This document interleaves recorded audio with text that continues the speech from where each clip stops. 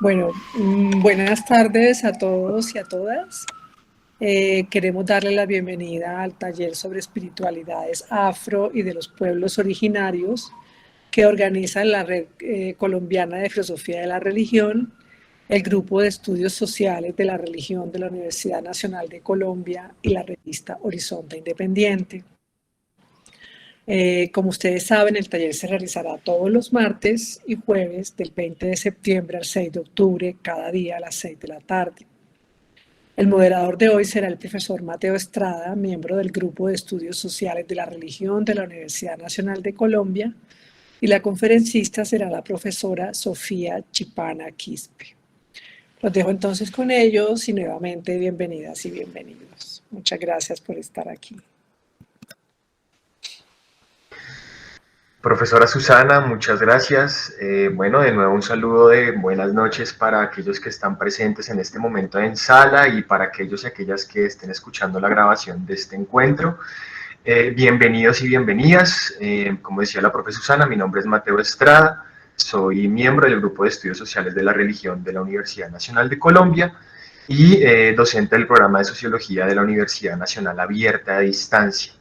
Y como bien decía la profesora Susana, en esta primera sesión de esta secuencia de talleres, esta primera sesión estará dedicada o está denominada La ontología relacional en los pueblos Abya-Yala, a cargo de la profesora Sofía Chipana Quispe.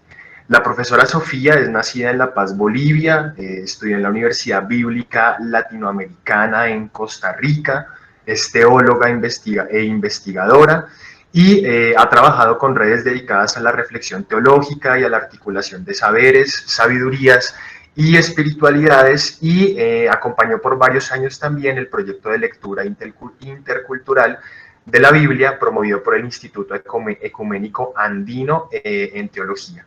Y asimismo es miembro también de la comunidad de sabias y teólogas indígenas de Abya-Yala y de la comunidad de teología andina de Perú, Argentina y Bolivia, que propicia el encuentro entre una teología andina y una teología andina cristiana con comunidades de base.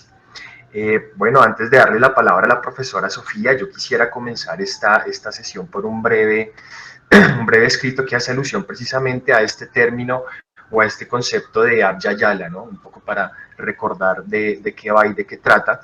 Y Abya-Yala significa tierra madura, tierra viva o tierra en florecimiento, y es un término que ha sido utilizado por los Kuna, o pueblo originario que habita en Colombia y en Panamá, para designar al territorio comprendido por el continente americano. Muy bien, habiendo dicho esto, profesora Sofía, bienvenida, tiene el auditorio. Adelante. Sí, muchas gracias, Mateo. Es un gusto saludarlos a todas y todos. Y bueno, gracias por la oportunidad, ¿no?, de ofrecerme, de poder compartir la palabra, las experiencias y la vida que entretejemos en estas territorialidades de los Andes, ¿no?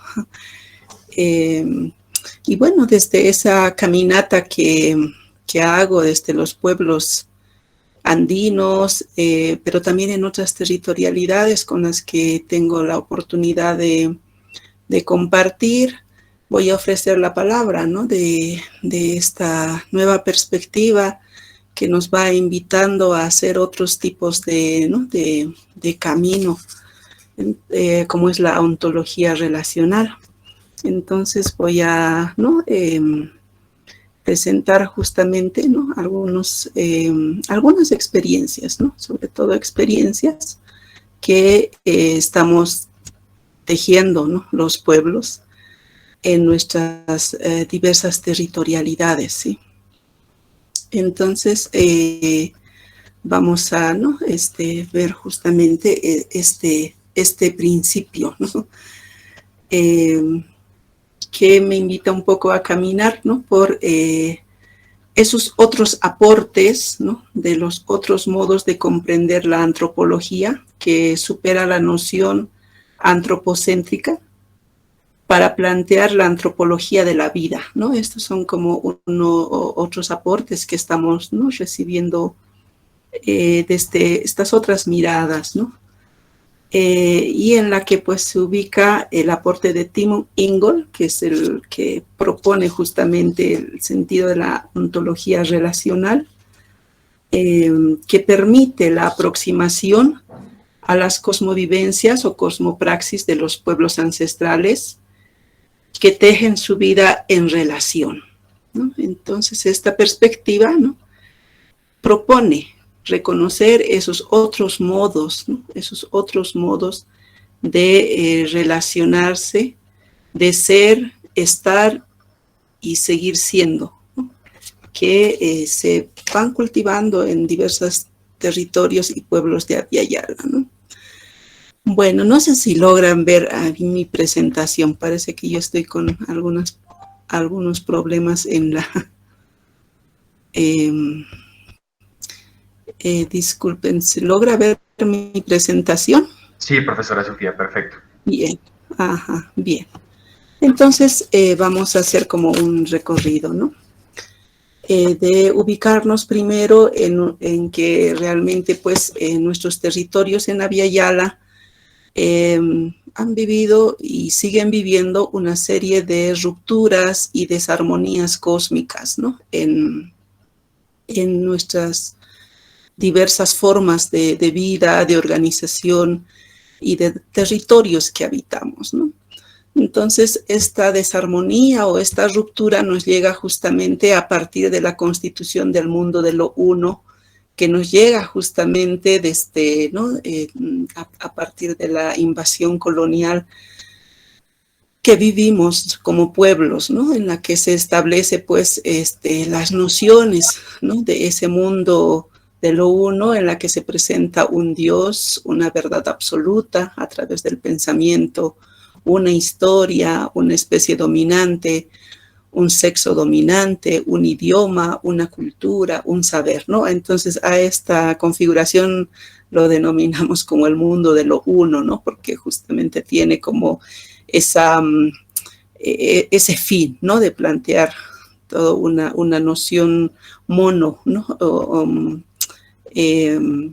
de un monocultivo, ¿no es cierto?, mental, que configura el mundo de esa forma, ¿no? Y esto pues viene también, ¿no?, acompañado a partir del adueñamiento de la vida, ¿no?, que ya se daba a partir del, ¿no?, en esas territorialidades de Occidente, ¿no?, el capitalismo que luego surge, ¿no?, desde el pensamiento moderno, el extractivismo y el desarrollo, ¿no? Entonces, este sentido del adueñamiento de la vida se va a imponer fuertemente en nuestras diversas territorialidades y en nuestros diversos modos de ser, ¿no?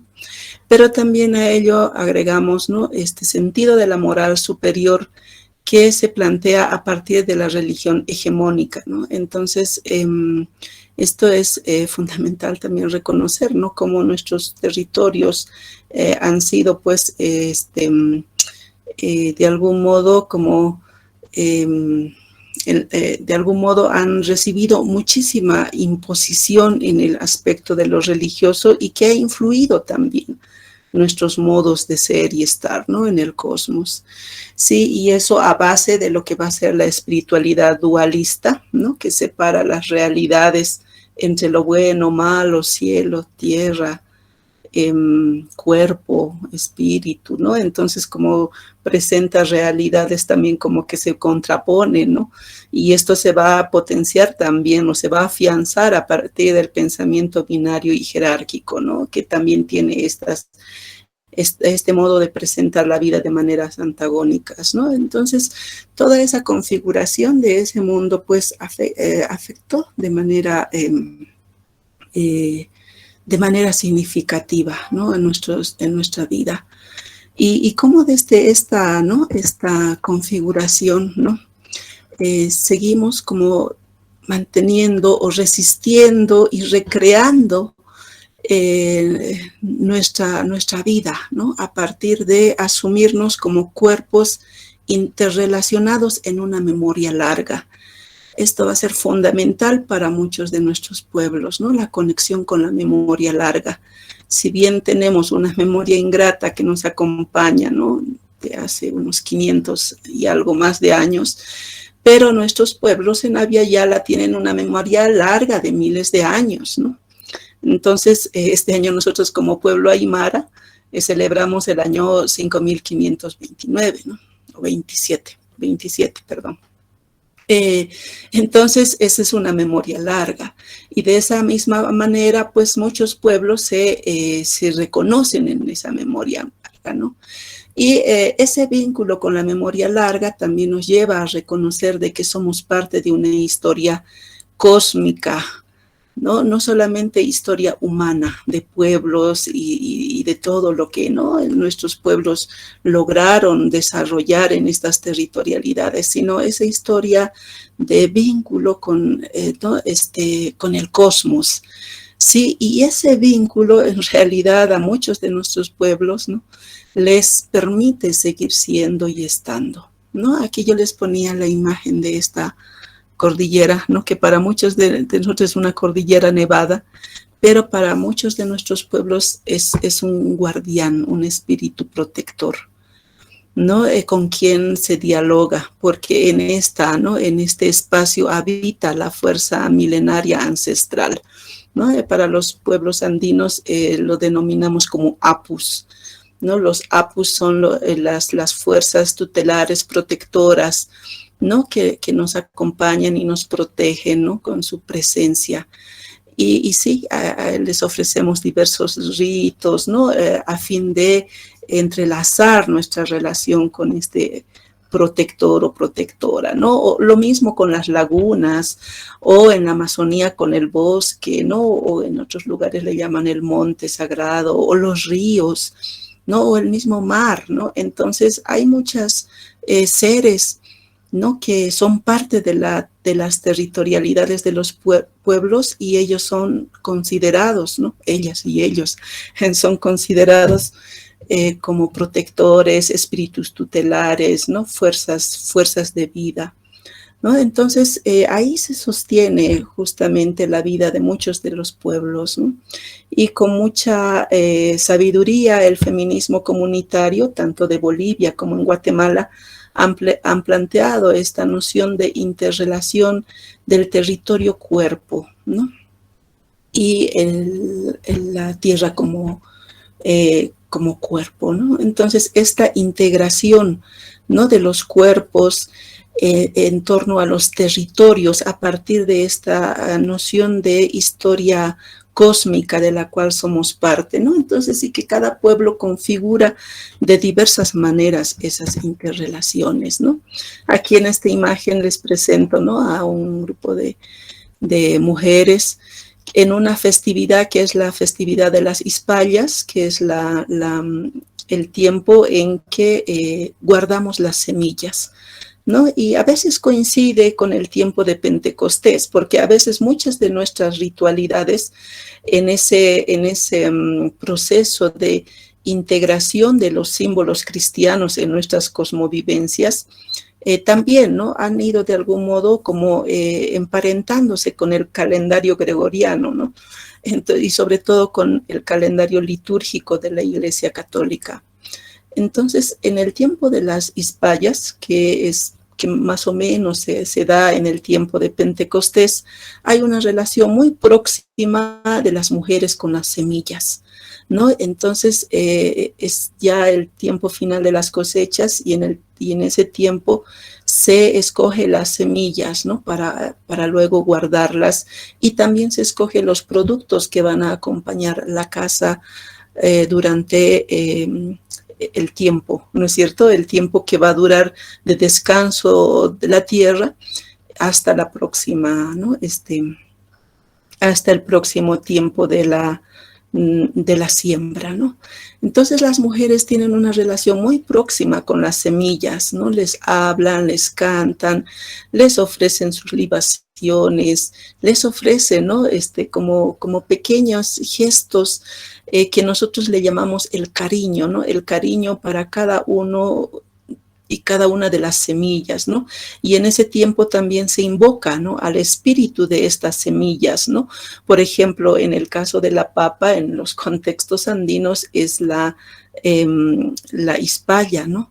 Entonces se invoca esa fuerza para que proteja a esa semilla, le dé el tiempo de la madurez suficiente para que ella después pueda ser, ¿no?, puesta en la tierra y de ese modo pues pueda ofrecernos sus frutos.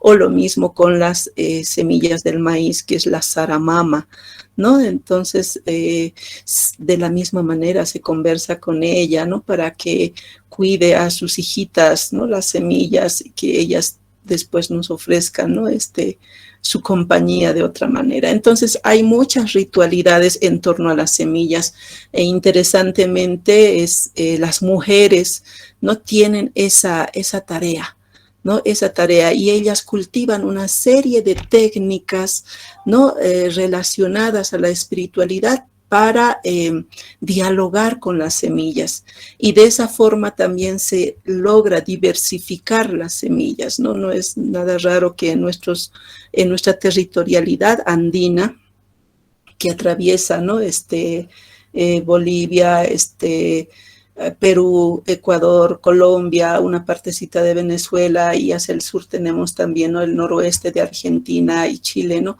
Entonces, en toda esa territorialidad encontramos una inmensa variedad de papas, ¿no? Se ha registrado como 4.000 variedades de papa, y eso se debe justamente a la dedicación que las mujeres tienen, ¿no?, con las semillas. Y luego llega el tiempo de los intercambios de la semilla, que también implica toda una serie de relaciones con las semillas, pero también entre pueblos, ¿no?, que hacen posible que las semillas caminen, ¿no? Entonces hay toda una conexión ¿no?, con las semillas, y no solamente a veces es el intercambio humano, ¿no? Algunas abuelas dicen que algunas semillas, por ejemplo las semillas de quinoa o los granos pequeños, llegan a través de las aves, ¿no? Entonces cuando aparece una nueva, ¿no?, especie ¿no?, de quinoa, dicen, ¿y de dónde habrá llegado esto? ¿Será el viento? ¿Será la ave? ¿De dónde habrá llegado? Entonces se le da un trato especial, ¿no? Las mujeres tratan de manera especial ese ser, y van viendo, ¿no?, cómo va realmente integrándose en la tierra, ¿no?, y en la comunidad. Entonces esta es como la fuerza de la relación con estos otros y otras seres, ¿no? Y a partir de ahí, pues, ¿no?, surge esta noción de un despertar de la conciencia cósmica, ¿no?, desde la mutua interdependencia del mundo humano y no humano, ¿no? Entonces, esto es muy, muy profundo para nuestros pueblos, y cada pueblo lo vive de una manera diferente. A veces la noción de lo indígena como que es catalogada todos como dentro de una misma bolsa, y no es así. Somos realmente parte de un pluriverso muy variado, muy rico, ¿no? Y que cada uno, pues, y cada pueblo lo vive de una manera diferente, de acuerdo a la territorialidad en la que se encuentra, ¿no? Sin embargo, pues nos acompaña esta conciencia cósmica, ¿no? Y de relaciones con esos mundos con los cuales convivimos, ¿no? Y son mundos que vemos, pero también esos mundos que no vemos, ¿no? Entonces aquí les voy a invitar a hacer una pequeña conexión con estos alientos, ¿no? Entonces esta es la canción que nos ofrece Elvira Espejo. Ella es una tejedora muy reconocida de Oruro, y actualmente ella es directora del Museo, ¿no?, de Arte Etnográfico, y ella nos ofrece esta melodía justamente de vínculo con los alientos de vida, ¿no? Entonces ella pues hace referencia al aliento del sol, de la luna, el aliento de las estrellas, el aliento de los vientos, el aliento de la tierra, el aliento del amanecer, ¿no? Y cómo estos alientos se integran, ¿no?, en el cuerpo, y el cuerpo está integrado en esos alientos, ¿no? Entonces por eso dice, tú estás por mí y yo estoy por ti, y de una vez nos juntaremos, alientos, alientos, ¿no? Vamos a escuchar entonces esta melodía.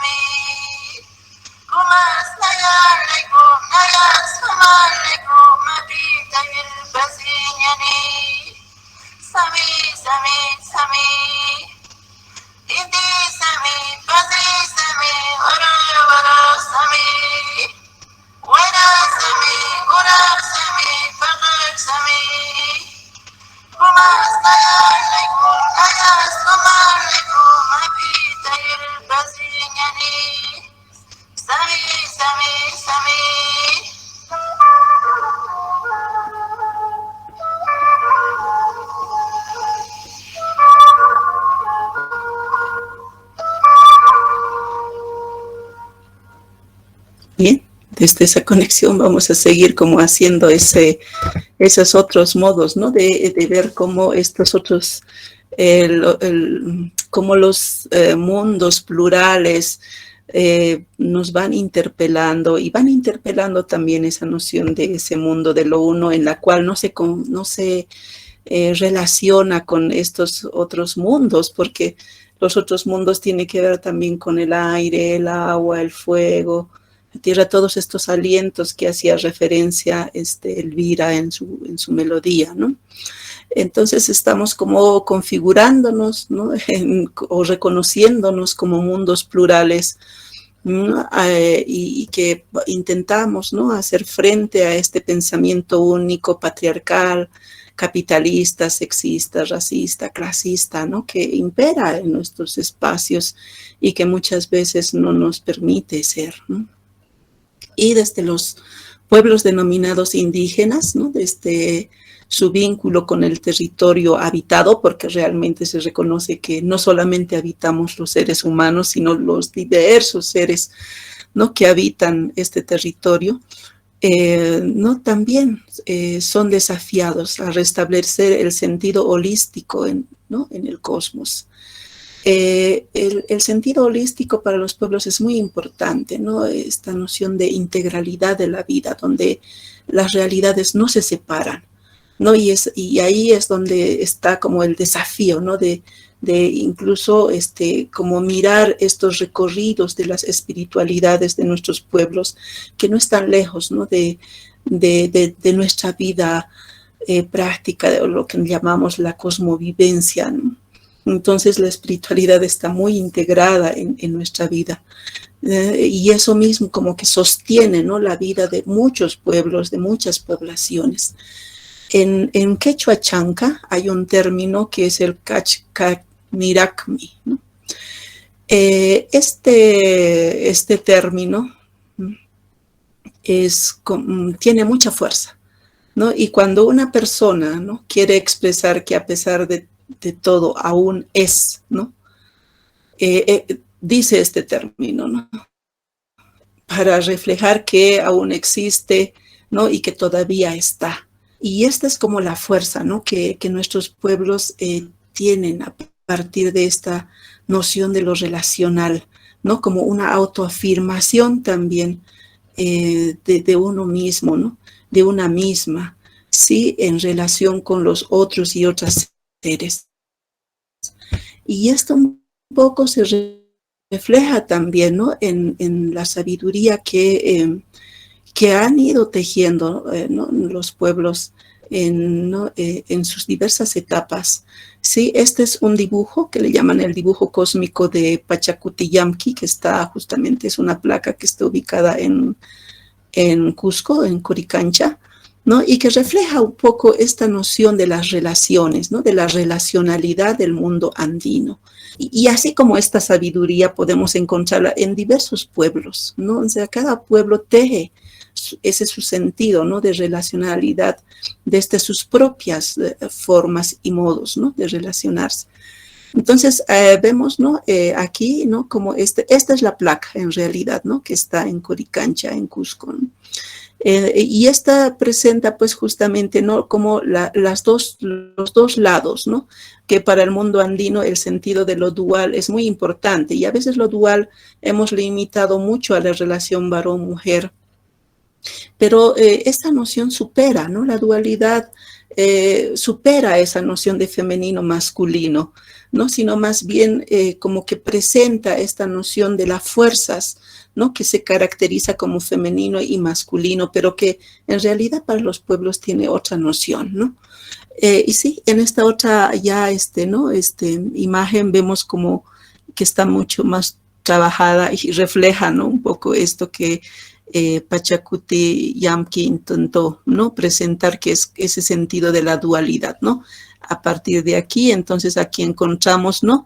Hacia este lado como la fuerza más femenina y hacia este otro lado la fuerza más masculina. Y por eso es que muchos ritos todavía en esa ubicación nos encontramos, ¿no? Entonces estamos como así como evocando, llamando esa fuerza, ¿no? Esas fuerzas que se corresponden, que se complementan, ¿no? Y a eso le llamamos ese sentido del Yanantin en quechua, pero que tiene que ver con las fuerzas plurales en realidad, ¿no? Fuerzas plurales que cohabitan en el cosmos y que en esa fluidez de fuerzas la vida, ¿no? Va generándose y va recreándose, ¿no? Entonces, esta imagen da mucho para analizar, ¿no? Y para comentar, pero así, en esto, ¿no? A grandes rasgos nomás lo presento, ¿no?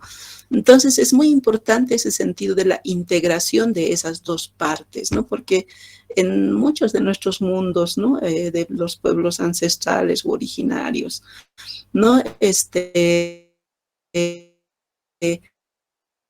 La vida siempre es como esa búsqueda, ¿no? De integrar esas realidades. No se puede concebir la vida solo desde un individuo, de una parte, ¿no? Entonces, cuando ya se ve que solamente prima la fuerza de un lado, entonces ya ahí, ¿no? Se alerta y se dice, pues parece que estamos ya en desequilibrio, en armonía, y ahí se ve, ¿no? Qué ritos pueden ayudar para restablecer esos equilibrios, ¿no? Entonces, por eso es que aquí vemos, ¿no? Aquí arriba, las estrellas, ¿no? Que son un poco las constelaciones, pero que es como justamente es como la integración, porque en muchos de nuestros pueblos tenemos el símbolo de la chacana, que eso es como la vinculación de los 4 puntos cardinales, ¿no? Entonces siempre está esa imagen que busca, ¿no? Vincular las diversas realidades, y eso tiene que ver con el sentido de la reciprocidad relacional, ¿no? Y que tiene que ver también con la búsqueda de la complementariedad, ¿no? Y por eso es que se dice, pues, que la condición social de ser persona, con todas sus ramificaciones de socialidad en términos de las obligaciones y los deberes recíprocos entre personas, sean humanos o no humanos, fluyen, ¿no? Entonces es necesario. Entonces la vida de la persona, ¿no? Se hace en relación, ¿no? Entonces eso es muy importante, y ese es un aspecto que se cultiva, ¿no? Que se cultiva, ¿no? Eso no llega como por arte de magia, sino es un trabajo arduo, ¿no? Requiere muchísima conexión con la vida, porque el saber no viene solamente de las palabras, no viene de la enseñanza de los humanos y las humanas, ¿no? Como pueden ser los abuelos, las abuelas, los sabios, las sabias, sino viene también de la conexión con las otras y otros seres que también tienen su saber y que nos invitan, ¿no? Justamente a transitar por esas otras formas, ¿no? De saber. Entonces, en la organización comunal, ¿no? Holística de los pueblos indígenas, ¿no? Las ontologías relacionales y la espiritualidad están como muy así entretejidas, ¿no? Por eso es que hablamos como que esa noción de integración, de holismo, ¿no? Y por eso es que la espiritualidad va a ser considerada como la fuerza, ¿no? No hay como una noción separada de la vida, ¿no? Sino es como la fuerza misma que hace posible que la vida siga fluyendo, ¿no? Y que llegue también como sus tiempos, ¿no? Que viva su ciclo, su proceso. Y por eso es que para muchos de nuestros pueblos, ¿no? Bien lo describe Silvia Marcos, de su experiencia con las comunidades zapatistas y las mujeres indígenas en México, que la espiritualidad indígena no es asunto de iglesia, dice, ¿no? De devoción personal o de creencias individuales, como hace un momento expuesto, ¿no? Es aquello que unifica e identifica a las colectividades, ¿no? Que les da cohesión. Es lo que se recupera de los ancestros, de las ancestras, lo que dota de sentido a sus luchas políticas y sociales. No es, en definitiva, una religión institucional.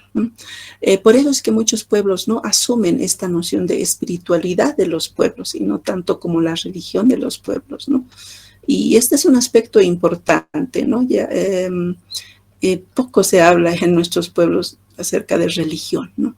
Sino que más está como ese sentido de la profundidad de la espiritualidad, porque hay una relación con las diversas fuerzas vitales. No hay una noción de un solo espíritu, sino hay diversas fuerzas vitales, ¿no? Que sostienen y que hacen posible la vida, ¿no? Y eso es importante porque ahí nos diferenciamos con el cristianismo, ¿no? Porque nosotros necesitamos de muchas fuerzas y no hay una jerarquía tampoco, ¿no? Entonces, lo que yo he visto, algunos pueblos sí como logran establecer algunas, ¿no? Conexiones, pero no hay como categorizaciones jerárquicas en las relaciones de esas fuerzas vitales, ¿no? Y por eso es que Joseph Westermann, que desde los territorios andinos ha trabajado mucho el sentido de la filosofía andina, ¿no? Plantea que la espiritualidad que se teje, ¿no? En nuestros pueblos no se limita a un cierto campo o a ciertas instituciones y especialistas, sino que está presente en todos los aspectos de la vida, desde el nacimiento hasta la muerte, desde la siembra a la cosecha, y por supuesto en todo lo que tiene que ver con la mejora de las condiciones de vida. Entonces, de esa forma se viven las espiritualidades, y por eso es que también planteamos en estos últimos tiempos este sentido de una espiritualidad relacional o espiritualidades relacionales, ¿no? Que viven y tejen nuestros pueblos en sus propias vivencias, ¿no? Y realmente estamos como ubicados así como en un entretejido en la comunidad de la vida, ¿no? Y sí hay como esta, ¿no? Aporte también desde esa conexión, ¿no? De lo que les decía que hace el feminismo comunitario, ¿no? De la defensa del territorio y cuerpo, tierra, que está muy relacionada al sentido de la espiritualidad que tejemos los pueblos, ¿no? Esto que decía Berta Cáceres, ella en su, ¿no? Resistencia y por mantener, ¿no? el río con vida y el río en su pueblo, ¿no? Y el pueblo en el río, ¿no? Entonces ella decía, hemos aprendido a luchar en diversidad. Hemos aprendido a luchar con música, con ceremonias, con espiritualidad, donde nos acompañan nuestros ancestros y ancestras, nuestros nahuales, nuestros espíritus. Eso es. Creo que eso es lo que nos alienta. Y saber que aquí no hay otro planeta de repuesto, solo hay uno. Bien, esta relación que logra establecerse, ¿no? A partir de la espiritualidad como la fuerza que nos lleva pues justamente a la defensa del territorio, pero también a la recreación de la vida en el territorio, ¿no? Y eso implica pues la recreación también de la organización en los pueblos y una constante búsqueda, ¿no? De cómo realmente seguir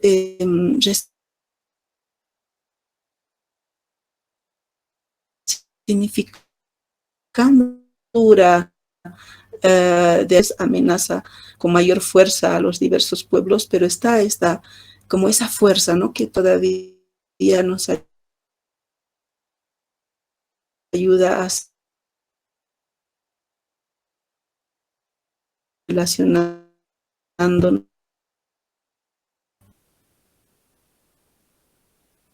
y que nos invitaban a plantear en el primer encuentro de las mujeres de las Américas, así se llamaba, ¿no? En Oaxaca el año 2002.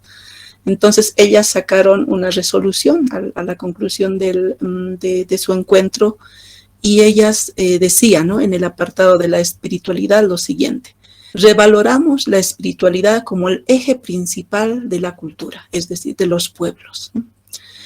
Las participantes consideramos que la espiritualidad está ligada al sentido comunitario de la visión cósmica de la vida, donde los seres se interrelacionan y se complementan en su existencia. Que la espiritualidad es la búsqueda del equilibrio y la armonía con nosotros y nosotras mismas y con los demás. Demandamos de las diferentes iglesias y religiones respetar las creencias y culturas de los pueblos indígenas, sin imponernos ninguna práctica religiosa que contravenga a nuestra espiritualidad. Esta resolución así muy significativa. A partir de ese espacio, es como que en diversas organizaciones de mujeres asumen esto como un mandato, porque surge de un espacio comunal, ¿no? en la que se gestó, ¿no? la espiritualidad como una fuerza, ¿no? que mueve, ¿no? la vida de los pueblos. Entonces, y aún en muchos espacios como que se rescata este sentido, ¿no? porque es parte de la vida. Muchas abuelas dicen, la espiritualidad no se puede separar, somos nosotras mismas, ¿no? Y definitivamente nosotros tenemos muchísimas ritualidades, así le llamamos, pero cada pueblo le nombra de diversas maneras, ¿no?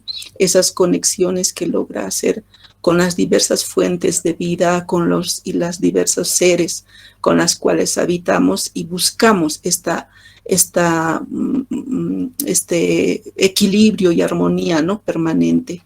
Entonces hay como esa búsqueda, ¿no? constante de generar el equilibrio y la armonía, y cada vez eso se hace más difícil, ¿no? Se hace más difícil en estos contextos de calentamiento global, crisis climática, la pandemia y muchas otras pandemias que atravesamos, ¿no?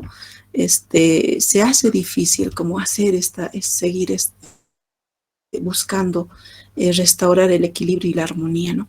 Y además también muchos de los abuelos y abuelas también van dejándonos, ¿no? Entonces, y ellos ¿no? cultivaron una serie de sabidurías, ¿no? Y en esos caminos, ¿no? También estamos como rescatando los principios de vida, ¿no? Estos principios de vida que muchas veces en muchos espacios yo veo que son como categorizados como esencialistas, ¿no? Y sí, ¿no? Para algunos sí puede ser, ¿no? esencialista, pero para muchos y muchas es como nuestra fuente, ¿no? Esa fuente a la cual tenemos que aproximarnos para beber y seguir cultivando, ¿no? La profundidad de esas sapiencias, ¿no? de nuestros pueblos. Y en los principios de vida va a ser muy importante esta noción de que todo tiene vida, ¿no? Todo tiene vida. Los abuelos, las abuelas nos repiten, ¿no? Muchas veces, todo tiene vida. Y esta noción de que todo tiene vida nos despierta como esta conciencia, ¿no? de respeto, de aprecio por esos seres con los cuales nos relacionamos. Y por otra parte, esta noción de todo tiene su tiempo y su lugar. No debemos atropellar los tiempos, ¿no? ni los lugares. Entonces hay que ver, ¿no? Cuándo es su tiempo, dónde es su lugar. Entonces respetar los procesos de tiempos y lugares, ¿no? Entonces esto es muy importante y este es un gran desafío, sobre todo, ¿no? En estos tiempos en que estamos viviendo como el cambio de los ciclos, ¿no? del cosmos. Entonces, donde ya hay que como mirar, ¿no? con mucha más atención cómo vamos a seguir, ¿no? ante esta crisis que estamos viviendo como humanidad en el cosmos, ¿no? Por nuestra falta de relación armónica y de equilibrio, ¿no? con los y las diversos seres. Y de ahí se desprende, ¿no? esta noción de las relaciones, ¿no? Va a ser muy importante considerar la relacionalidad y la reciprocidad, ¿no? Todos nos relacionamos, todos, y ahí nos enseñan de que todos en la comunidad de vida son importantes y necesarios, ¿no? Y en ese sentido la reciprocidad, ¿no? Porque la reciprocidad se da, no fluye en la medida en que establecemos las relaciones. Y la reciprocidad es un principio ético muy profundo para los pueblos, ¿no? Nuestra vida no está valorada en números ni en monto, ¿no? Sino esta noción de reciprocidad es importante, ¿no? Porque vemos, ¿no? Cómo puede fluir, cómo se puede dar las relaciones, ¿no? Y en esa reciprocidad el cariño va a ser fundamental, ¿no? El cariño, el respeto, el cuidado, ¿no? De las diversas formas de vida, porque de ellas depende mi vida, ¿no? Entonces, si no cuido la laguna, si no cuido a los apus, si no cuido la tierra, si no cuido las semillas, ¿no? Entonces, eso va a repercutir en mi vida. Entonces hay, ¿no? Unas repercusiones, ¿no? Y por lo tanto, pues es necesario como crecer en esta noción de cuidados, ¿no? Y ahí viene este sentido de la comunitariedad y la complementariedad, ¿no? De cómo sentir que todos somos esa comunidad de vida, ¿no? El Ayllu, que en el mundo andino, ¿no? Es la comunidad o la organización comunal, cada pueblo tiene su forma de asignarse, ¿no? Ahí como tejemos, aprendemos la complementariedad, ¿no? Y a veces en el mundo o este lenguaje, ¿no? Así que en los mundos más occidentales, la complementariedad no es bien vista, ¿no? Sobre todo en los espacios feministas, ¿no? Pero para nuestro mundo es un término que de algún modo recoge, ¿no? Esta noción de reciprocidad y de que todos los seres, ¿no? Y las seres buscamos vivir en esa complementación, ¿no? De qué manera, ¿no? Vamos generando ese sentido de complementariedad, ¿no? Con las semillas, con el agua, con los pájaros, ¿no? Que también nos ofrecen sus mensajes en determinados tiempos, ¿no? O los otros animales, ¿no? Que de acuerdo en cada territorio dan señas, ¿no? De cómo va a ir el tiempo ¿no? De la agricultura, ¿no? Entonces si va a ser, ¿no? Si va a ir con buena fuerza, ¿no? O vamos a tener sequía o va a haber inundaciones, ¿no? Entonces hay seres que te como enseñan, ¿no? En esa ruta, ¿no? De cómo va a ser el año agrícola, ¿no? Entonces ahí hay ese sentido de complementariedad que está muy relacionado con ese sentido de la crianza mutua, ¿no? Y la crianza mutua es esta conciencia, ¿no? De sentirse criados por diversos seres y en conciencia criar, ¿no? Entonces esta conciencia es de mucha responsabilidad, ¿no? Cómo realmente generamos ese proceso, ¿no? De crianzas mutuas con los diversos seres. Y en la crianza mutua es fundamental el respeto, ¿no? Esta noción de que todo tiene vida, que todo tiene su tiempo y su lugar, es esencial, ¿no? En la crianza mutua. Entonces no se puede saltar tiempos, ¿no? Entonces hay que cuidar, ¿no? De qué modo, pues, ¿no? Si una semilla cambia de territorio, entonces hay que velar, ¿no? Para que esa semilla, ¿no? Se integre en ese territorio. Y si no se integra también, ¿no? Decirle, no te has integrado, entonces mejor es que te vuelvas a tu territorio, ¿no? Entonces, como devolverle también a su territorio, ¿no? Entonces, esta noción de la crianza mutua tiene que ver con esa noción, ¿no? De respeto por la vida, ¿no? Y la crianza mutua lo desarrollamos todos y todas en la comunidad, ¿no? Entonces no es una asignación solamente femenina, ¿no? O está asignada a las mujeres, sino la crianza mutua pues está, ¿no? En todos los aspectos de la vida y muchos de los otros seres también crían, ¿no? Entonces es esta conciencia de relaciones, ¿no? De reciprocidad y todo estos principios de vida pues generan el equilibrio y la armonía, ¿no? Que va a ser muy importante. En realidad como pueblos, ¿no? Como que nuestra fuerza es ponerle esa atención, ¿no? O poner nuestra atención a de qué manera estamos generando o restaurando equilibrio y armonía, ¿no? Entonces, equilibrio y armonía, lo que para el mundo occidental sería como la justicia, ¿no? Para muchos de los pueblos eso lo resume muy bien el sentido del equilibrio y la armonía, ¿no? Entonces, las comunidades no pueden, ¿no?, estar bien si no se establecen las relaciones de equilibrio y armonía al interior mismo de ellas, ¿no? Y este es un desafío, ¿no?, permanente en estos tiempos, porque también muchos de los pueblos en su organización, ¿no?, o en sus organizaciones ya reciben muchísima influencia externa, ¿no?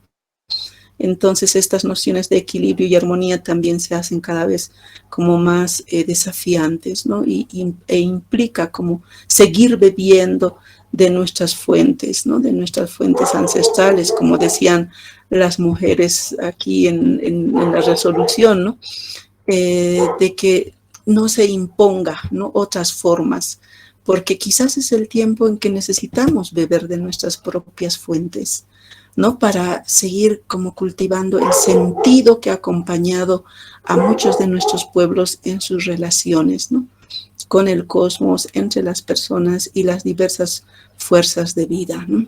Entonces es muy importante como yo creo que para como pueblo seguir creciendo en estas otras formas de ser, ¿no? Como aquí nos va a compartir Magdalena, ¿no?, Machaca, que es son como 4 hermanas, ¿no?, que están justamente promoviendo en Ayacucho y en otros lugares también la crianza del agua, ¿no? La crianza y cultivo del agua. Y muchos pueblos, sobre todo en Perú, ¿no?, están como viendo esto, ¿no?, cómo se genera, ¿no?, ante el cambio climático, estas prácticas que son prácticas ancestrales y milenarias, pero que se están como rescatando, ¿no?, desde la conversación y cada pueblo desde sus propias formas, ¿no?, y sabidurías y saberes. Vamos a, entonces, antes de terminar, escuchar y ver la experiencia de Magdalena.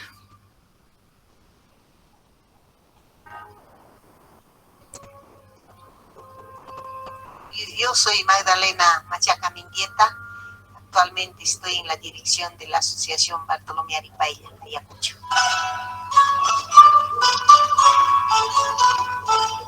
Magda, ¿hace cuánto tiempo vienes trabajando el agua? Estamos trabajando el tema agua desde el 1991, cuando la Asociación Bartolomé Aripaylla se constituye formalmente como un núcleo de afirmación. La desesperación de la comunidad, específicamente de acá de Tuco, porque como vemos son comunidades de parte alta, o sea, no tienen beneficio, no tienen acceso a los ríos y riachuelos. Este trabajo de Cuchachapay, que hecho es almacenamiento de agua, y luego lo acuñamos en términos de siembra, cosecha de agua y lluvia. Trabajamos por grupos, hemos empezado a trabajar por grupos de familias para fundar una laguna, por ejemplo. Todavía primero está en los rituales de rogamiento, dicen acá localmente. Los rituales de rogamiento es como un pedido de permiso a las deidades de este lugar, para que no sea una voluntad humana, sino que sea fruto de una conversación, de una empatía del hombre, nuestras deidades y la misma naturaleza, ¿no?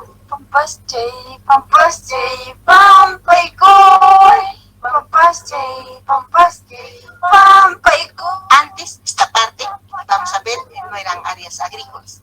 Todavía tenían que ir a proveerse caminando 4 horas, 2 horas de caminata, tenían que traer la comida, ¿no? O de la misma zona baja, pero ahora tienen sus cultivos atrás de la casa.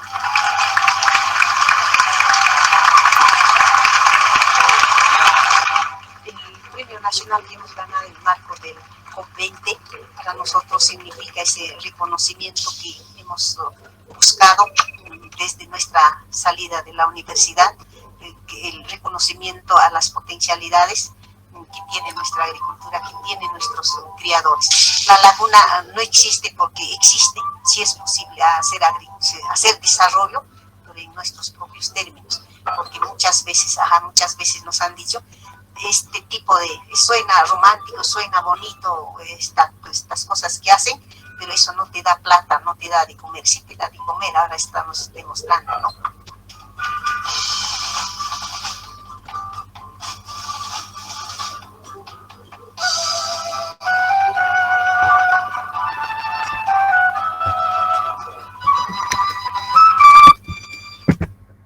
esa es como la fuerza que nos transmite Magdalena, ¿no? Desde la experiencia que van haciendo. Y así en muchos territorios, ¿no? Muchos pueblos y organizaciones comunales, también campesinas, ¿no? Que se relacionan a partir del territorio con los pueblos, van como generando alternativas a partir de estas relaciones de correspondencia, ¿no? Y que sí, como que de algún modo se recoge en este aporte de lo que son las ontologías relacionales, ¿no?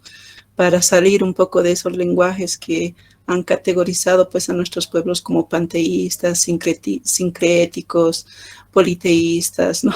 Entonces yo creo que es otra forma como de mirar, ¿no? A los diversos pueblos, a estos diversos mundos, ¿no? Con sus propias formas de ser. Y termino con esta sabiduría aymara que dice, Nairaru Keparu Intasisao Sarnakata, caminarás en tu presente mirando el pasado que encamina tu futuro. Y yo creo que estamos como en este tiempo, con muchos desafíos, pero como que estamos despertando, ¿no? En esta fuerza de seguir como encaminando la vida de nuestros pueblos a partir de esa memoria ancestral que nos acompaña y que nos permite seguir siendo. Bien, muchas gracias. Entonces yo dejo ya la palabra para que para que podamos abrir el diálogo. Gracias. Profesora Sofía, muchas gracias por su exposición. Bueno, creo que hay muchísimos elementos que podríamos discutir y que podríamos retomar de lo que usted nos acaba pues, de compartir. Yo quisiera simplemente rescatar 2 puntos antes de poder abrir el diálogo y de poder dar la palabra a nuestros asistentes para que puedan intervenir y plantear sus inquietudes o sus comentarios.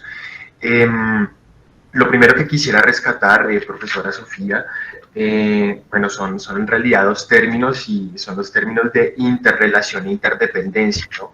Y esto yo lo he pensado un poco en clave, pensando un poco en esta tradición occidental cartesiana, ¿no? En la cual los individuos se ubican en un espacio y en un tiempo definidos y específicos, ¿no? Pero no pueden salirse de allí. Y esto, digamos, un poco pensándolo en contraposición con la imagen de la constelación, que creo que pues es una de las enseñanzas un poco que salen de lo que usted nos acaba de compartir. Entonces creo que son 2 imágenes que tal vez podrían servir un poco para abrir la discusión y también para visualizar lo que usted nos propone pues en los comentarios que acaba de hacer. Y lo segundo que me llamó muchísimo la atención es cómo desde esta perspectiva de la cosmovisión de los pueblos andinos se plantea el hacerse persona en relación con, ¿no? O sea, no una persona aislada, no una persona absolutamente dislocada de su entorno, del mundo, de la vida, sino que es una persona en tanto que está precisamente interrelacionada con su entorno, con los demás, ¿no? Entonces creo que son dos elementos muy, muy interesantes pues que me llamaron muchísimo la atención. Y bueno, con estos dos comentarios pues damos la palabra a nuestros asistentes. Pueden ir planteando preguntas si lo quieren a través del chat o también pueden intervenir pidiendo la palabra, activando su micrófono y planteando el comentario, las inquietudes que tengan. Entonces, pues los invitamos a comenzar a participar. Bueno, aquí en cámara veo primero a Laura Romero, que está pidiendo la palabra. Entonces, vamos primero con Laura. Laura, adelante, te escuchamos. Hola, buenas tardes. Yo estoy en México. Muchas gracias, profesora Sofía, por su charla. Y justo ahora que Mateo compartía esto de hacerse persona con, mi pregunta iba por ahí. Yo he trabajado durante muchos años con mujeres que atienden partos, parteras, ¿no? Del pueblo náhuatl en México. Y una de las cosas que hacen la gran diferencia en su forma de relacionarse pues con todo lo que existe, tiene que ver justamente con la idea de crianza y de cómo criar, o sea, cómo una persona, ¿no? No nace siéndolo, sino se va construyendo como tal. Y yo que soy mestiza, ¿no? Y que he ido aprendiendo junto con las mujeres náhuatl su lengua, justamente es como muy interesante para mí porque explican las otras identidades, ¿no? También a partir de este, digamos, como éxito, ¿no? En hacerse persona y explican muchas de las problemáticas que tenemos en las ciudades, ¿no? O los pueblos no originarios con las formas de crianza.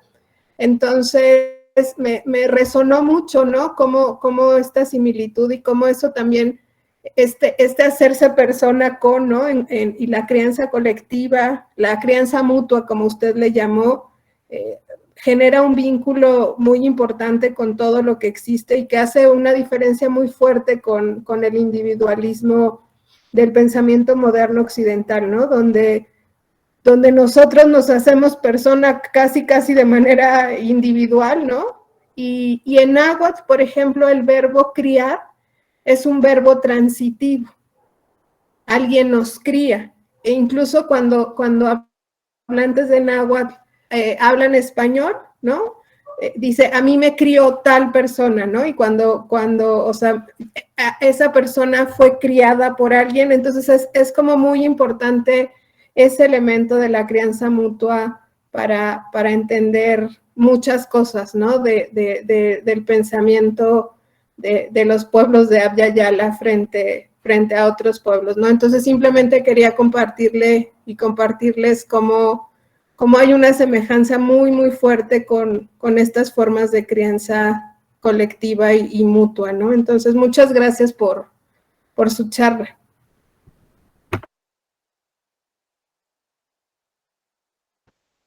Gracias, Laura, por tu intervención y por tu comentario. Profesora Sofía, no sé si de pronto tenga alguna réplica al comentario de Laura, y si no, pues podemos ir pasando a otras dos preguntas que tenemos en este momento en el chat.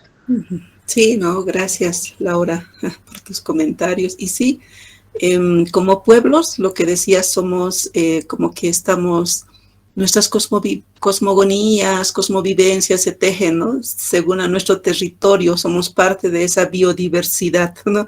Como comunidad humana no estamos fuera de la biodiversidad, sino estamos integrados en esa biodiversidad. Pero hay muchos aspectos, ¿no? Que nuestras cosmogonías como que se emparentan justamente por esa relación que tenemos con el cosmos, ¿no? Y eso es muy profundo, ¿no? De como sentir esa fuerza y cómo vamos tejiendo desde los diversos pueblos sabidurías y saberes, ¿no? Que nos acompañan y que nos siguen como empujando, animando en el camino, ¿no? Pese a todos los desafíos, pero que nos ofrecen otras formas de vida, ¿no? Entonces, sí, no, más bien muchas gracias, Laura, por tu comentario. Muy bien, seguimos entonces con las preguntas que han venido compartiendo en el chat. Vamos primero con la de Alfredo Ochoa Gómez, y él dice: mil gracias, maestra, por su presentación, y la pregunta es: en el contexto de la ontología relacional situada en el Abya Yala, ¿qué representa el cristianismo? ¿Cómo es ponderado como una empresa colonizadora o como una alternativa espiritual en diálogo con otras?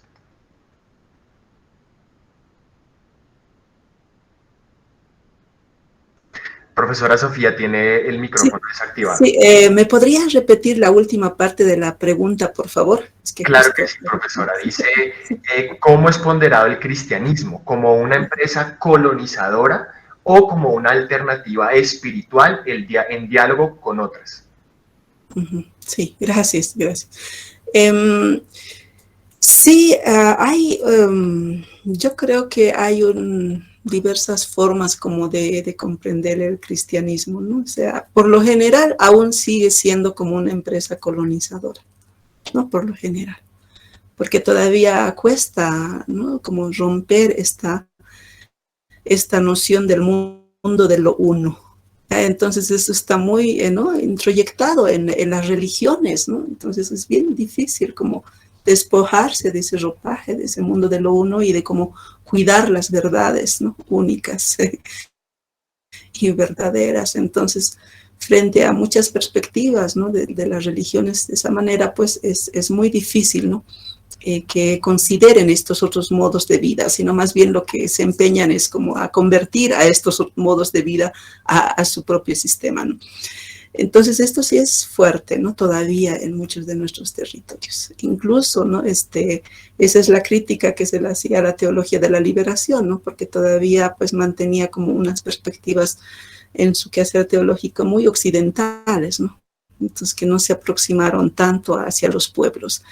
Y también se cuestiona esta noción de la inculturación, que a nivel de iglesia se trabajó mucho, ¿no? Entonces la inculturación de la iglesia a los pueblos, o la inculturación del evangelio en los pueblos, pero finalmente esta inculturación ha sido más que diálogo, ha sido como buscar, ¿no? Con aquello que se puede dialogar, con aquello que el evangelio puede dialogar y que puede reconocerse como presencia del verbo antes de que llegue la invasión colonial, digamos, ¿no?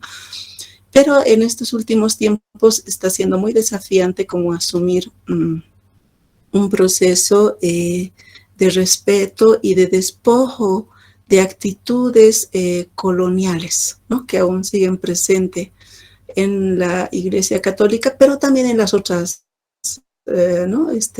Denominaciones eclesiales, ¿no? Entonces, y cada vez, pues, las otras denominaciones eclesiales, sobre todo de tintes más fundamentalistas, son muy agresivos con la vida de los pueblos. Y en muchas organizaciones, los pueblos que han sido convertidos, como dicen ellos, al Evangelio, van a buscar como generar la relación utilitaria con la tierra, la relación de equilibrio, de armonía, de reciprocidad, de complementariedad con las diversas comunidades de vida se va perdiendo, ¿no? Entonces se establece ya como una relación mucho más utilitaria con la tierra, ¿no? Entonces muchas de esas comunidades dicen, queremos nosotros sí saber los derechos de la tierra, pero ya no nos hablen de Pachamama, no nos hablen de que los espíritus del agua, de la montaña, no, para nosotros Dios es importante, ¿no? Entonces, sí, es otra noción, ¿no? Hay otra noción, y estos movimientos van teniendo, ¿no? su auge, ¿no? Y claro, son movimientos que responden también, ¿no? A dinámicas de exclusión que viven muchas de las poblaciones indígenas en las ciudades, ¿no? Y en los mismos pueblos, ¿no? Entonces, como que las iglesias se presentan como espacios que van a, como, ¿no? dignificar la vida, pero por otra parte también vacían, ¿no? La vida con este afán civilizador, porque todavía como el afán es eso, ¿no? Del evangelio que civiliza, ¿no? Esto un poco. Muy bien, profesora Sofía, pasamos con la segunda pregunta que tenemos aquí en chat. Esta la hace Yulisa Anaya, y Yulisa pregunta, profesora, ¿cómo cree usted o cómo explicaría usted que lograron mantenerse pues los pueblos originarios? ¿Cómo fue su proceso de resiliencia y de resistencia pues frente a esta hegemonía y constitución de lo uno, ¿no? Del mundo de lo uno? Y sí. Sí, justamente, ¿no? La recreación de la vida y la resistencia ante el mundo de la uno ha sido asumiendo que hay diversas fuerzas de vida, ¿no? Entonces, asumir la pluralidad, ¿no? La pluralidad de la vida. Esto ha sido como la fuerza que ha mantenido a muchos de nuestros pueblos, ¿no? A ser condenados a morir como pueblos. Entonces eso les dio muchísima fuerza, ¿no? A seguir como reconociéndose como parte de esa historia mucho más antigua de las que llegaron, ¿no? A estos espacios. Y aunque el discurso colonial siempre ha sido como muy de enajenación, ¿no? De las identidades, de la vida, y ahí como que ha habido como mayor como vínculo con la ancestralidad, ¿no? Y crear una serie de relatos, ¿no? Una serie de narraciones, de relatos que han sostenido la vida de los pueblos, ¿no? Y eso va a ser muy fundamental, los relatos, ¿no? Y por eso es que es tan importante, ¿no? Escuchar con tanta atención los relatos que van narrando, ¿no? Los pueblos y en qué tiempo se narra, ¿no? Entonces esto es importante, ¿no? Y eso mantiene como la fuerza, ¿no? Por ejemplo, aquí en el contexto andino, el relato de en Bolivia tuvimos un gran levantamiento indígena que ha sido en el año 1770-80, ¿no? Con Tupac Amaru, ¿ya? Y su compañera Bartolina Sisa, que era una gran estratega, ¿no? Entonces, que movieron realmente al sistema colonial, ¿no? Y sí, hubo toda una articulación, ¿no? Muy, muy profunda ahí. Y en el sur de Perú, en el sur andino de Perú, estaba toda la movilización y la resistencia de Tupac Amaru, ¿ya? Y su compañera de vida también, ¿no? Micaela Bastías. Entonces, claro, el sistema colonial se puso fuerte y bueno, las dos parejas han sido, ¿no es cierto?, como silenciadas, ¿no? Uno decapitado, el otro descuartizado, eran formas, ¿no?, de amedrentamiento que se tenía. Sin embargo, los pueblos han generado una narrativa muy profunda en torno a esos cuerpos desmembrados. ¿Ya? Entonces, cada vez que el pueblo empieza como a tejer o a sentipensar su organización, es como dicen, no, ya, ¿no? El cuerpo de Tupac Katari se está reintegrando, ¿no? Nos estamos vinculando como pueblos y estamos sintiendo su reintegración, ¿no? La reintegración de ese cuerpo desmembrado, ¿no? O lo mismo en Perú con Tupac Amaru, ¿no? La cabeza, ¿no? La cabeza que está ahí, como dice, está como semilla, ¿no? Y ya va a surgir, ya va a brotar, ¿no? Va a brotar. Y de ese brote, ¿no? Nosotros vamos a salir y vamos a como seguir creciendo como pueblos y seguir organizándonos como pueblos, ¿no? Y seguir caminando en esas rutas de la resistencia colonial. Entonces, son narrativas que sostienen la vida de los pueblos y así cada pueblo ha tejido sus propias narrativas que no necesariamente tienen que ver con la palabra. Puede haber muchísima narrativa que está expresada de diversas formas. De diversas formas. Lo que les digo, no solamente la palabra, sino hay diversas narrativas, nosotros decimos textos tejidos, ¿no?, que andan y que sostienen la vida de los pueblos, ¿no? Entonces, eso ha sostenido mucho, ¿no? Y como que esta noción de sanar la tierra, ¿no? La sanación de la tierra ha sido importante. Y por eso las ritualidades, ¿no? Como que se han ido recreando. Y en esa recreación también han ido como asumiendo o integrando algunos símbolos cristianos que podían como dialogar, ¿no?, con las cosmovivencias de los pueblos. Pero esa integración no ha sido así de manera directa, sino ha sido como sentipensada, dialogada, reinterpretada, ¿no? Y por eso es que vemos en muchos pueblos también símbolos cristianos, pero que ya han adquirido una forma propia, ¿no? Un modo propio que les ayuda como pueblos, ¿no?, a seguir como organizándose y recreando la vida, ¿no? Bien, muchas gracias. Gracias, profesora Sofía. Tenemos otra intervención de la profesora Susana. Profesora Susana, adelante. Muchas gracias, Mateo. Muchas gracias, profesora Sofía, por su tan bella presentación. Yo tengo una pregunta que tiene que ver, de pronto no está tan relacionada con la espiritualidad, pero más o menos, y tiene que ver con lo de las semillas. O sea, yo me preguntaba qué pasa con la intervención de Monsanto en Bolivia y si las mujeres que cuidan las semillas tienen algún tipo de resistencia, digamos, organizada o, digamos, que les permita, digamos, como preservar la multiplicidad de semillas de maíz, de soya, sí, o sea, toda esa cantidad de cosas que Monsanto está apropiándose para un tratamiento de transgénicos y que prohíbe la multiplicidad de semillas y todo eso. Entonces me preguntabas eso, si hay algún tipo de resistencia por parte de las mujeres. Gracias.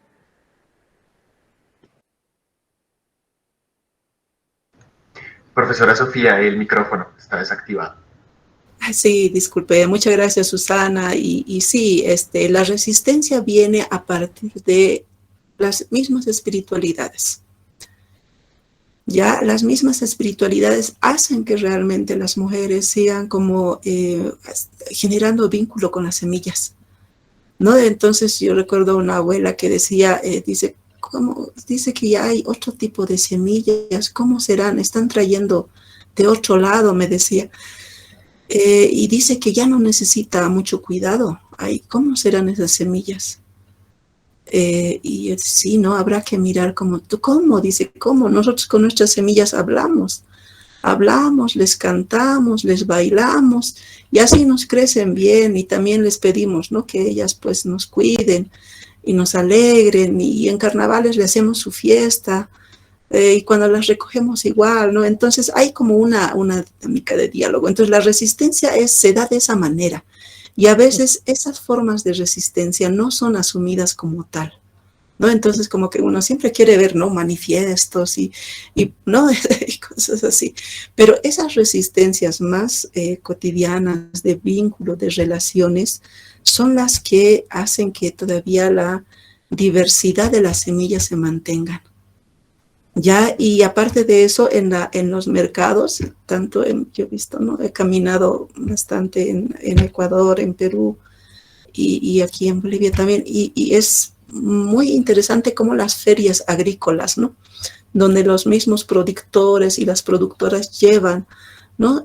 Sus productos ahí, y todavía hay en Perú, en la zona surandina de Perú, hay todavía mercados de intercambio donde el sistema monetario no figura, ¿no? Entonces ahí es la conciencia, ¿no? La conciencia de cómo vas a generar la reciprocidad de tus productos, ¿no? Y esos espacios son los espacios justamente de resistencia y las que mantienen la diversidad de las semillas, porque en esos espacios es para dialogar, para hablar, ¿no? El encuentro sirve para eso, ¿no? Para ver cómo vamos a generar ese proceso de crianza mutua, que no es domesticación, porque a veces, ¿no? Se tiene ese término, ¿cómo domestican, ¿no? Los seres o las semillas? No, sino es de criar, ¿no? De cuidado, de cariño, de hablarle, ¿no? Entonces tiene otra forma, ¿no? Y yo creo que eso es lo que hace que, por ejemplo, en Bolivia todavía no haya entrado la semilla transgénica, ¿no? Entonces, así como en el sistema del monocultivo, sí, la soya, por ejemplo, ¿no? Ya la mayoría de soya, aunque se dice que no hay, ¿no? Todavía la regularización de las semillas transgénicas en Bolivia, pero la soya, ya mucho de la soya tiene ese nivel de transgénico, ¿no? Pero justamente son las empresas de estas grandes corporaciones de monocultivo, ¿no? que están atentando contra, ¿no? Contra los territorios y todo eso, ¿no? Y yo espero que también eso pase un poco con la noción de la coca, por ejemplo. La coca no es un producto transgénico, pero es sumamente agresiva para la tierra cuando la tierra no rota, ¿no? En su productividad. Y sí, yo creo que hay todavía mucho por seguir dialogando ahí en los mismos espacios de productores, ¿no? Y ver cómo realmente seguir cultivando esta noción de la crianza mutua, ¿no? Con las semillas y los territorios. Pero las abuelas, ya te digo, sus resistencias son muy interesantes y que el sistema va a pensar que no, que no hay resistencia, pero de forma hay mucha resistencia, ¿no? Sí. Muchas Así gracias. es. Muchas Gracias. profesora. Gracias. Muy bien, tenemos otra pregunta aquí en el chat. Esta la hace el profesor Steven Valencia y dice así. Quisiera preguntarle, profesora Sofía, por la diferencia entre lo espiritual y lo religioso que usted mencionó en la intervención. Muchos estudiosos del hecho religioso han intentado establecer una definición de lo espiritual versus o en oposición a lo religioso. Sin embargo, me parece que no es tan claro el límite entre una y otra expresión. Pero desde su comprensión, ¿cómo entiende esa diferencia entre espiritualidad y religiosidad? Sí, gracias. Yo creo que nuestros pueblos salen de esas nociones, ¿no? De sagrado, de religión, de eso que se plantea un poco desde la academia, desde los conceptos o el mundo occidental, ¿no? La noción, por ejemplo, de lo sagrado, cada pueblo configura su propia noción. No hay una única forma, ¿no? De decir esto es sagrado, ¿no? No, para algunos pueblos hay espacios que son como espacios de respeto porque habitan fuerzas vitales ahí y eso se puede considerar como sagrado, ¿no? Y así, ¿no? Hay muchas, son diversas formas, ¿no? De cómo se asume esta noción de lo sagrado. Y lo que más realmente en nuestros pueblos se reconoce es como la fuerza de diversos seres protectores, ¿no? Para algunos son como energías vitales, para algunos son como maestros, maestras, como guías, como protectores, ¿no? Protectoras. Entonces, esa diversidad, ¿no? de seres, ¿no? Tutelares, le llamaremos así, hace que realmente los pueblos como que se sientan mucho más afines a poder como asumir esta noción de espiritualidad, pero a partir de su propia configuración de vida, ¿no? Y sus propios modos también de generar las relaciones, ¿no? Las relaciones, los intercambios, ¿no? Este sentido de la complementariedad, ¿no? Entonces, cada pueblo diseña sus propias maneras, ¿no? Entonces, y claro, ahí cuando queremos conceptualizar, ¿no? Nociones, entonces como que esto sale de todo eso, ¿no? De todas esas formas, ¿no? Entonces, no hay, yo veo que no, y sería como muy limitado también como querer como conceptualizar, ¿no? O hacer como diferencias, ¿no? Acabar, ¿no? A complementar como cabales de qué es una cosa y otra, ¿no? Ahora, un poco desde esa perspectiva de eso de lo religioso, ¿no? Como decía Joseph Esterman en el textito que les compartí ahí, ¿no? En muchos pueblos hay muchos ritos que sí que tienen, ¿no? Que tienen sus propios ministros, sus propias ministras, que es gente que ha cultivado una sabiduría para relacionarse, ¿no? Con ciertas fuerzas de la vida, por ejemplo, del agua. Hay una ritualidad muy profunda con los ojos de agua. Y hay gente, ¿no? Sabios y sabias que han cultivado esa capacidad de diálogo con esos seres. Entonces, ellos y ellas sí pueden como dialogar, ¿no? Con esas fuentes, los ojos de agua, que son lugares muy profundos, muy significativos, de mucho respeto. Entonces, ellos sí son los como encargados de ofrecer una ritualidad o de hablar cuando es necesario o cuando hay sequía, hacer ese proceso del intercambio de las aguas, ¿no? Para que esas aguas después, ¿no? De ese intercambio como que, ¿no? Exploten en la interrelación y de esa forma, ¿no? La sequía se pueda vencer. Pero muchos otros ritos, ¿no? Muchas prácticas que se vive a día, no se necesita de especialistas, ¿no? Entonces, sí, por ejemplo, en el cuidado de las semillas son las mismas mujeres, ¿no? Que logran como hablar, generar todos sus propios ritos, ¿no? Para el cuidado de las semillas. Entonces, no hay como formas y estructuras claras, no más que claras, como estructuras así como bien planteadas, ¿no? A partir de una forma, ¿no? Sino hay diversas formas, ¿no? Por ejemplo, yo soy aymara. Y yo soy aymara del lado de Tiahuanaco, ¿no? Que es una zona, ¿no? Y los aymaras que están para el lago del lago Titicaca, que es el otro espacio, tienen otras formas de establecer como las relaciones también, ¿no? Con sus propias fuerzas vitales que habitan en el lago, por ejemplo, ¿no? Entonces, sí, no hay como una sola forma de cómo hacer esta distinción, ¿no?, entre lo espiritual y lo religioso. Pero lo que sí, casi en consenso en muchos pueblos, en muchas organizaciones, ¿no?, de pueblos, perdón, y en muchos encuentros que hay, ¿no?, lo que más se cuida y lo que más se enuncia siempre es el sentido del cuidado de la espiritualidad, ¿no? De la espiritualidad, se habla de eso, ¿no? Nuestra espiritualidad ancestral, la espiritualidad andina, la espiritualidad de los pueblos. Entonces, como que es como más recurrente ese término que se usa, ¿no? Como que hay como mayor conexión con esta fuerza, ¿no? Y aparte de eso, por eso yo creo que tiene que ver con el sentido de ese vínculo que tenemos con las diversas fuerzas vitales, ¿no? Entonces eso como que genera así como más conexión que con la noción misma o el término mismo de la religión, que posiblemente está como mucho más vinculada y asociada también a la iglesia o al cristianismo, ¿no? Entonces yo veo que por ahí hay como esa noción, ¿no?, que se va configurando en los pueblos, ¿no? Entonces, sí, hay esa dinámica, ¿no?, que no se establece así como, ¿no?, de manera muy clara, ¿no? Gracias, profesora Sofía, gracias, profesor Steven, por la pregunta.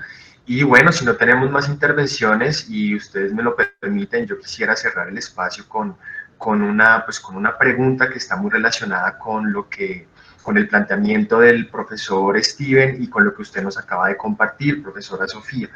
Y tiene que ver con lo que me llamó también muchísimo la atención de su exposición, y era en esta declaración de mujeres en Oaxaca, como se decía que revalorar la espiritualidad como el eje principal de la cultura y de los pueblos. Y esto pues me llamaba mucho la atención, un poco pensando el estado actual, o más bien la percepción actual de lo espiritual o de las espiritualidades.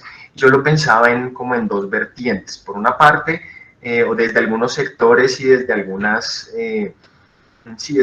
vertientes, con cierto rechazo, aversión o sospecha hacia lo espiritual, ¿no? En tanto, algo que usted también decía, que era como adoctrinamiento, domesticación de los sujetos, ¿no? Y por otra parte, o en el otro extremo, encontramos este nuevo mercado de lo espiritual, ¿no?, en el cual yo asisto a esta estantería en donde hay un montón de prácticas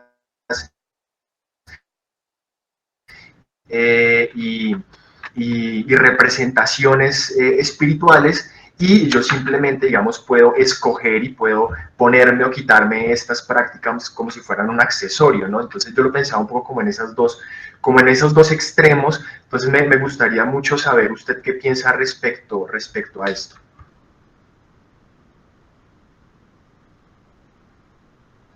Profesora, el micrófono. Disculpa. Sí, la espiritualidad o las espiritualidades de los pueblos, ¿no?, ancestrales, en la ancestralidad estoy ubicando también a los pueblos afros, ¿no?, siempre es visto con sospecha, ¿no?, siempre. Y sí, en plena pandemia, por ejemplo, en Guatemala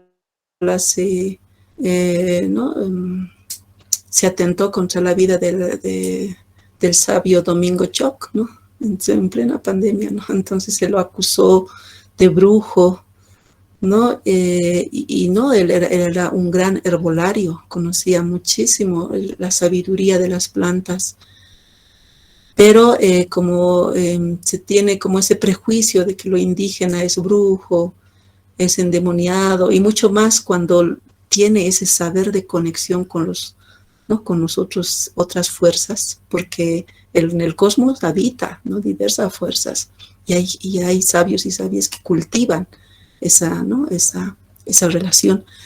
Entonces, y eso es visto con sospecha. Es lo mismo que han hecho en Occidente con la casa de brujas, ¿no? Entonces, mujeres que tenían una sabiduría profunda de conexión con el cosmos, eran sanadoras, eran sabias, eran parteras, ¿no? Entonces eran, ¿no?, mujeres con mucha sabiduría, Y claro, y ese poder, ¿no?, de relación con estas otras fuerzas, las llevó pues a ser vistas como endemoniadas y como tenían pláticas con el demonio, ¿no? Y eso pues las llevó a ser condenadas en las hogueras, ¿no?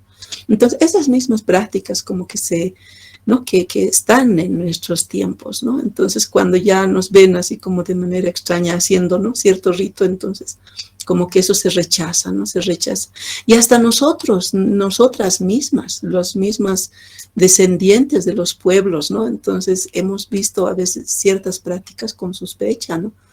Con sospecha, porque así también nos han hecho creer, ¿no? Nos han hecho como, hemos aprendido de una configuración religiosa, ¿no? Y por mucho tiempo hemos negado también esta noción de relacionalidad y de configuración de un mundo plural de diversos seres, ¿no?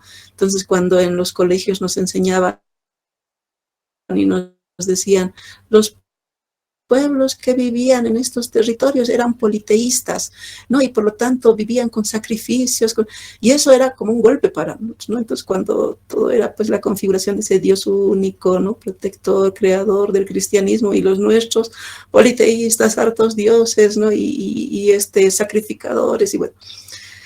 Y eso nos llevó a rechazar nuestras formas, ¿no?, de asumir nuestra relación ¿no?, con estas fuerzas. Y ha tenido que pasar mucho tiempo para que nosotros también asumamos y digamos, sí, y si nos dicen que somos politeístas, pues lo somos, ¿no?, según la vista de ellos, ¿no?, porque dialogamos con muchas fuerzas vitales, ¿no?, y si a eso le llaman politeísmo, lo somos, ¿no?, pero eso ha tenido que pasar un buen proceso, ¿no? Ahora, lo que tú dices, la fuerza del mercado religioso, ¿no?, esto también llega a los pueblos, ¿no?, también. Ya en Bolivia sí, mucho de nuestras prácticas, ¿no?, rituales se han comercializado, ¿no? Se han comercializado desde que ha adquirido ese sentido de lo monetario, ¿no? Sí, podríamos hablar así de un común mercado religioso andino, ¿no?, que no se diferencia mucho de ese mercado religioso que también lo tiene el cristianismo, ¿no?, a través de muchas de sus denominaciones, ¿no? Entonces hay esa noción, ¿no? En otros territorios de la misma manera, ¿no? Entonces, cómo se comercializa, ¿no?, ante la necesidad, porque también hay una búsqueda de espiritualidad profunda de muchas poblaciones, ¿no?, que quieren como hacer esa conexión profunda. Entonces, claro, y el mercado religioso como que se presenta, ¿no?, ahí. Y sí, hay muchos cursos, pero que tienen justamente esa noción, ¿no?, ese matiz mucho más vinculado a la noción de lo económico, de vender, digamos, como el producto, ¿no?, de los pueblos, ¿no? Entonces, como algo con el cual se puede lucrar, ¿no? Entonces, eso sí ¿no?, se da. Y esto justamente tiene que ver también con cuando el sentido de nuestras espiritualidades, de nuestras relaciones se va vaciando, ¿no? Entonces se vacía y por lo tanto en ese vaciamiento se puede, ¿no es cierto?, tergiversar los sentidos, ¿no? Se puede tergiversar los sentidos, ¿no? Y esos sentidos empiezan también a perderse, ¿no? Y sí, ese es un gran desafío. Ese es un gran desafío, ¿no?, que tenemos como pueblos, ¿no? Hace 2 años tuvimos una conversación con sabias de Coyoriti, en Cusco, y toda esos apus, ¿no?, que son los nevados más grandes que tenemos, ¿no?, en la región andina, toda esa cordillera, ¿no?, está sufriendo graves consecuencias por el calentamiento global. Entonces, cada vez la nieve va bajando. Y ahí realmente hay apus que ya no tienen nieve. Y las abuelas, ¿no?, decían con mucha preocupación, dicen, nosotros vemos eso, y ahora los espíritus que viven ahí, ¿dónde van a vivir? ¿Dónde van a vivir? Y ya no están los que sabían hablar con esos espíritus. Muchos ya viven de otra manera. Ahora, ¿quién va a hablar con ellos? ¿Quién va a hablar? Y esa es una preocupación, ¿no? Y para mí era muy profunda ¿no? Esas palabras de las abuelas ahí, ¿no? Porque no era tanto la preocupación, ahora, ¿qué vamos a hacer como nosotros como pueblos? No vamos a tener agua, no vamos a tener productos. No, sino era como ¿no? La preocupación por esos espíritus, ¿no? Esos espíritus que habitan en esos espacios. ¿Quiénes les van a cuidar? ¿Dónde van a ir? ¿No? Y cuando un espíritu no está cuidado, no entra en esta relación, también puede generar desequilibrio, ¿no? Entonces, eso es un poco, ¿no? Con esto de seguir como profundizando en la noción de las espiritualidades de los pueblos. Y yo creo que así muy acertado en el encuentro de mujeres que hayan pedido eso, ¿no? Que realmente nos dejen, ¿no? Nos dejen profundizar en nuestras espiritualidades, porque claro, siempre como el sistema tutelaje ¿no? de la religión oficial, como que quiere, ¿no? Como guiar, orientar todos estos procesos, y es decir, que nos dejen, ¿no? Porque tenemos nuestras formas. Entonces, yo creo que sí, estamos como en un tiempo de seguir como profundizando con todos los desafíos, pero seguir como esa ruta. Los abuelos, las abuelas, ¿no? Los que todavía nos acompañan de otra manera, nos seguirán orientando. Yo confío en eso, ¿no? Como que ahora implica como mayor conexión con esos otros mundos que no vemos, ¿no? Para seguir buscando el saber y las espiritualidades de los pueblos. Profesora Sofía, muchas gracias por compartir su conocimiento, muchas gracias por compartir su experiencia. A todos y a todas los presentes, los que nos estén escuchando, gracias por su participación y por su amable escucha. No olviden que nos vemos en la sesión número 2 este próximo jueves 22 de septiembre a la misma hora, a las 6 de la tarde. Y esta segunda sesión se denomina Entre Hagiji y el Ubuntu, formas complementarias de espiritualidad indígena y afro, a cargo de Selmic Vivas Hurtado. Entonces, los y las esperamos en esta segunda sesión. Muchas gracias y nos veremos pronto. Hasta luego y feliz noche. Bien, muchas gracias, Steven. Sí, gracias. Y que sigamos en camino. Hasta pronto. Gracias. Gracias.